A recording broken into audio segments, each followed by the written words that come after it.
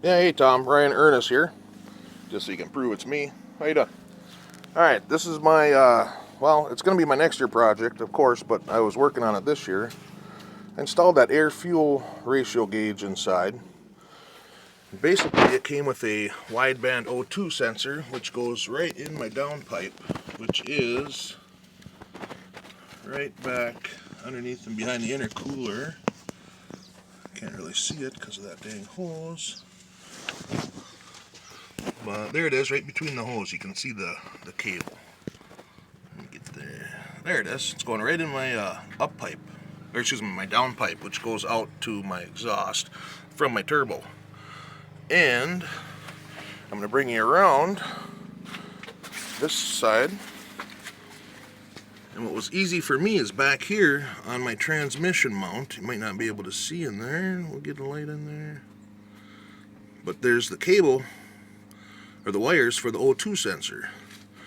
And it's a 4-wire sensor, so I was able to find out the black and white wire is the one that sends the signal from the O2 sensor to the computer.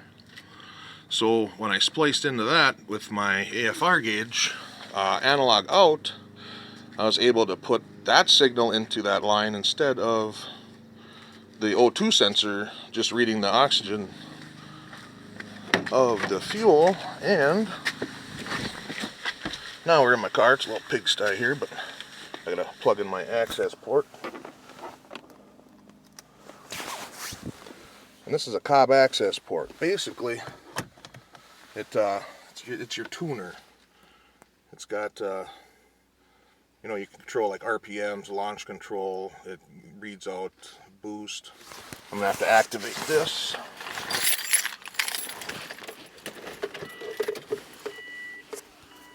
And it shows I got boost on there, and I got my AFR, ignition timing, feedback knock, RPM, and then air fuel correction.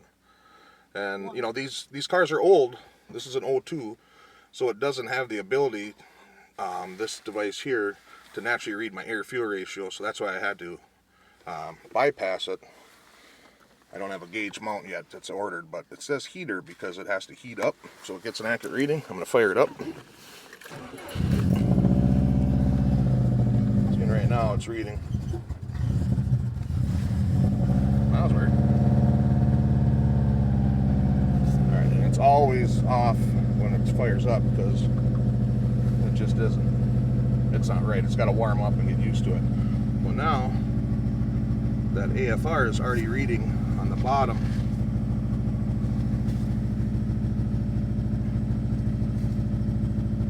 And it's able to read. From a newer car, it would have this availability, but with my car, it doesn't until I hooked up the AFR, which is just another O2 sensor. And then with the analog out, I was able to directly go into that O2 sensor. And then she'll warm up.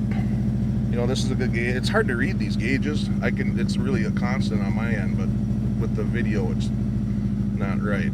But now when I data log, let's say I'm, you know, want to do some data log parameters, which is basically everything this car is doing computer wise, this access port can read.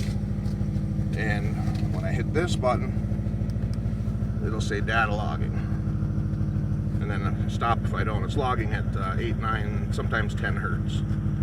And now my air fuel ratio is constantly there with the RPM. So now when I come to tuning it, since I'm on E85 now, I can, you know, better see when I give it gas, it drops, you know, because your fuel is more concentrated. When it's at idle, you got more oxygen in your system, so that's why it's lean. So like 15 is lean. If I was to go wide open throttle and I'm seeing 13, 14, 15, I better back off, or else I'm gonna create some knock, and then that's going to destroy my motor. As long as my air fuel is strong, it's usually about 10 point, it's in the 10s for when I'm in wide open throttle. It'll drop to 11, 9, and then drops down to about 10, you know, about 6,000 RPMs. And now when I pull it into my computer, I can, you know, I can dead match the two, instead of, you know, visually recording this with, like, this is the old style. You get your RPM gauge and your air fuel, and you record them as you're, you know, doing a wide open throttle run or just cruising around, and then it'll tell you what you're doing. This way, it's all available to me at all times. So that was pretty fun. My next project is I got a